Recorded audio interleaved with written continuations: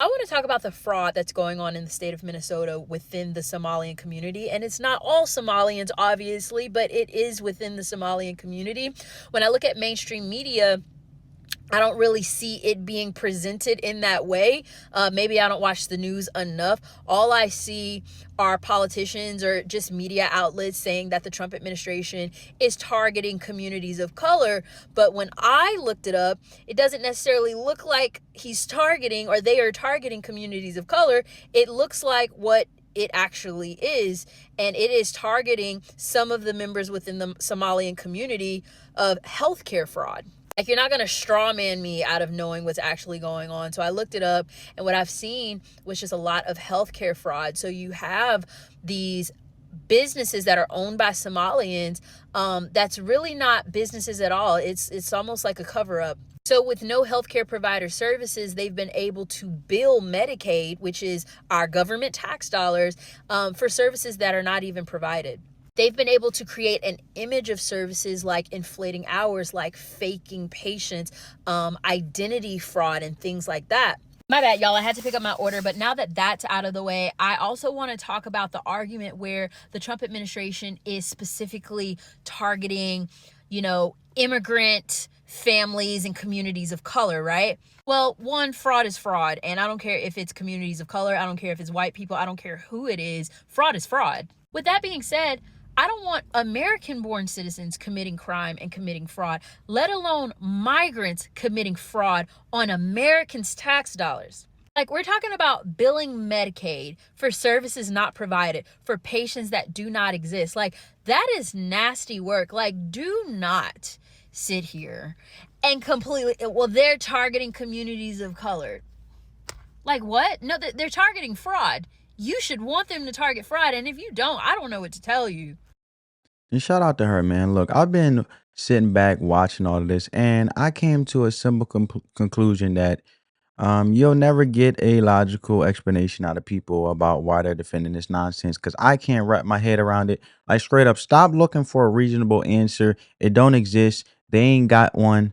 Because when you pull back all the fake outrage, all the headlines, all the orange man bad talk, it comes down to this. They just hate Trump. That's it. That's the tweet. Period. Full stop. And what's crazy is they hate this man so much that they're literally out here willing to see their own houses on fire, burn their own neighborhoods down just to say, look, we got him. Bro, they will ruin everything around them just so they don't have to admit that he might have actually been right about some stuff. Like, think about how wild that is. You so locked in with the hate in your heart to hate one person that you're okay giving up your own tax dollars, your own safety, your own basic freedom just to keep him out of office. That's like being mad at your ex, so you key your own car just to make a point. Dumb, just straight dumb. And people out here literally saying, yeah, well, at least it's not Trump. While their rent goes up $700, their gas bill doubled, the grocery store prices look like luxury shopping, and their neighborhood turns into a war zone. But yeah, at least it's not Trump, right? So, and let's talk about the borders for a second, right? Because this ain't about race. This is about common sense. Like, it don't matter where you from. If you walk into any country illegally, you're getting detained, deported, or worse. But somehow here in the United States, we're just leaving the door wide open like it's a damn free for all. And then the people act surprised when fentanyl, gangs, trafficking, and violent crime come pouring through. Bro, it's basic logic. If you leave your front door open all night and your house get robbed, that's not bad luck. That's just you being stupid. And we doing that as a country. Meanwhile, all this energy and intention is being used to go after Trump like he's the devil himself. While real criminals, people running $1 billion scams on the government, walking free. And not only are they walking free, but they're throwing parties. Like legit scamming taxpayer money, buying Lambos and cribs, and then flexing online like they self-made. Man, that's not hustle, that's fraud. And the coldest part is nobody wants to talk about it because it's offensive or it's racist to ask questions. Since when is where our tax money is going is asking where our tax money is going is racist? Since when did basic accountability becomes hate speech? Right? Now, let me get real specific because I ain't just pulling this out of thin air. I'm talking about Minnesota, more specifically Minneapolis in St. Paul, where whole neighborhoods been flipped upside down in the last few years. You had riots, you had billions of dollars gone missing from fake government programs. I'm talking billions with a B, and people still acting like we shouldn't have said nothing because it's complicated. Nah, bro, it's not complicated. It's fraud, straight up and down. And it's being done by folks who weren't even born here, who got temporary protected status, who were blessed to come to this country for a fresh start, and then turned around and exploited the system from the inside out, right? And let me break down this real quick. Temporary protected status is like a guest pass. You come from a country that goes to war on a famine, disasters, cool. America says, come in, come in. We got you now. We got you for now. It's mercy, it's charity, it's generosity. It ain't supposed to be a forever deal, but some folks come here on that tip and said, bet, let me see how I can flip this. And instead of building something real, they started creating fake nonprofits, fake food programs, fake daycares, and billing the government like crazy.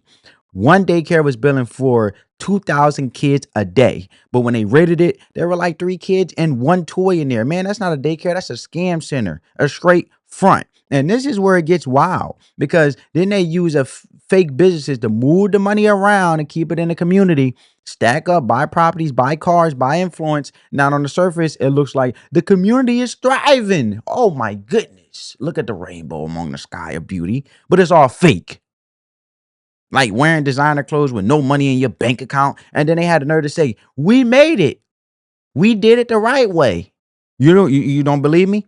Oh, don't take my word for it because they believe they did it the right way. Check this out. First things first, I'm actually so shocked that Trump is attacking us. I think Trump should be thanking us in multiple ways, and I'm going to explain. First things first, I think we are a good example of what the American dream can look like. Like Somali Americans, and it's making me sad and it's funny. Like I know Somali people are very funny. We're like the class clan who also happens to be valedictorian. Somalis in Minnesota are so successful. I take multiple trips a year to Minnesota and I leave so inspired. You have Somali only, like Somali owned law firms, Somali owned pharmacies, Somali owned everything you can think of. And it's so inspiring to see that what my community could do in just 30 years. Literally, we came to this country not speaking English, not knowing anything. We're Black, Muslim, we're immigrant, and we're able to be that successful. It should be really applauded. Like, I need Trump to stand up and applaud for us because it's shocking. Literally, my friend just moved to Minnesota and she was telling me how when she gave birth, it was an all Somali staff. Her midwife was Somali. Her doctors were Somali. Her nurses were Somali. Like, that is so beautiful to see and it should be celebrated, okay? Second of all, Trump, you should be thanking my people for giving a random Midwestern state that much clout and money. Like, I don't think, other than Chicago, I think Minnesota is really popping when it comes to tourism because of Somali Americans like me, okay? So you should be thanking us because Minnesota would have been nothing if Somalis didn't move there. Like, if we're being honest, like, we have made that state pop and we have made it beautiful for the rest of the world. So you should thank us, and if you want, you can donate Minnesota to the great country of Somalia. Like, I think it's a nice trade-off. And last but not least, I'm so happy that people are discovering how funny, witty Somali people are. We're very confident. And although Trump said what he had to say, like, I want him to know, Yani, like, it didn't even, like, bother. Like, it didn't do anything to our confidence. We've heard everything you've said before. People always make fun of Somalia, da-da-da. But I still think I'm better than everyone. Like, God has made me Somali Muhammad. Like, I'm okay. I'm okay. On top of that, I'm Somali American, broski. Like, I'm winning on both sides. But yeah, it's just nice to see that everyone's realizing Somali people are very funny, very confident. And that's never gonna change. It has not changed since colonial days, baby boy. And it's not gonna change because somebody right now decided to make fun of us. We're actually winning the war, so. But yeah, that's all I have to say. That is wild. That is wild. You scammed the system, robbed the taxpayer, and now you're acting like you built the empire. You didn't build, you finessed it. You finessed. Look, man, it's wild to me, man. I guarantee you, if you just walk the streets of Minneapolis and you blog it or whatever the case in real time and ask what the hell is going on out here. Because if you pull up, you're probably going to feel like it's a whole different country. And it's right, it's a whole different country. Because look, I'm mad. I'm not mad. I'm not attacking immigrants. I'm mad at the folks who came here as guests, decided to flip the whole block like it was theirs to begin with. That's like coming over to somebody's crib, rearranging the furniture, changing the locks, and then telling the owner, "You lucky I came here to this place, or you lucky I came here, or this place would be trash." That's disrespectful and straight up arrogance. And look at the arrogance on her face, man. Look at her. And the math don't even, it ain't mathing. You build a business, your own people don't have the bread to support it. Then you're going to get that money from scamming, fraud. So, look, man, for the simple fact for your business to thrive, you either have to build your business in regards of, obviously there's not enough Somalians to make your business grow to have that much capital. So you need Americans. You came over here to America. It's predominantly Americans and legal immigrants. So if you're just a small group of y'all Somalians coming over here, obviously finessing and committing fraud and having this business, you think you're just going to be able to build the business big enough with a small group of you? You ain't. So you're either going to patronize or you're going to scam the government. And if nobody can explain where the money's coming from, that's a red flag. It's not racism to ask that. It's called common sense. Like if your homie goes broke to driving a Rolls Royce overnight and you ask, how that's hate? How that's not hating? That's a valid question. You all you doing is asking how, bro. How you do it? If it's legit and that's your homie, he should be having no problems wanting to see you win too and give you the blueprint, right? And don't even get me started on the birthright talk, right? Because some folks out here saying Minnesota is theirs and like it's some ancestral homeland, talking about we made this place pop. And you hear her, bro, what? This is America. Ain't nobody handed you a state. You were welcome here. And now you talking like you built the whole city from scratch and we should be thanking you. Come on, man. It's the disrespect for me. It's the disrespect for me. Because if you pull the curtain back, the only reason some of these communities are even popping is because they got access to our money. American taxpayer money, welfare programs, grants, subsidies. And yeah, some folks come and build for real. But a whole lot of others come and finesse and then they throw shade like we supposed to be grateful. And let me say this loud for the people in the back. This ain't about all immigrants. It's about people who come here and abuse the system. And if you can't tell the difference between the two, that's on you.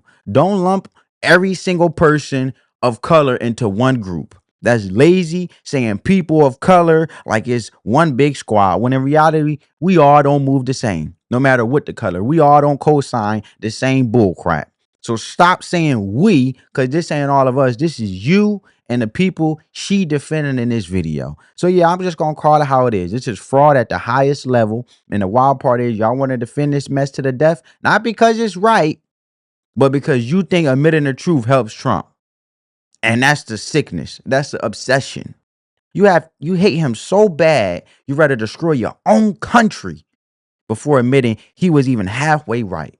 Meanwhile, y'all here getting finessed by people who could care less about your values, your politics in America, and your economy. And they're here just to run the play and bounce back to their countries. And y'all too busy virtual signaling to even notice. Let me know what y'all think down in the comments below. But don't come with the fake outrage. Come with the facts. Come with real logic, because I'm done pretending like this ain't happening. This ain't about hate. It's about truth. And if that makes you uncomfortable, maybe it's time to ask why. Love you guys. Appreciate you for rocking with me. Give this video a big thumbs up. I'll catch you in the next one. Love you guys. Peace.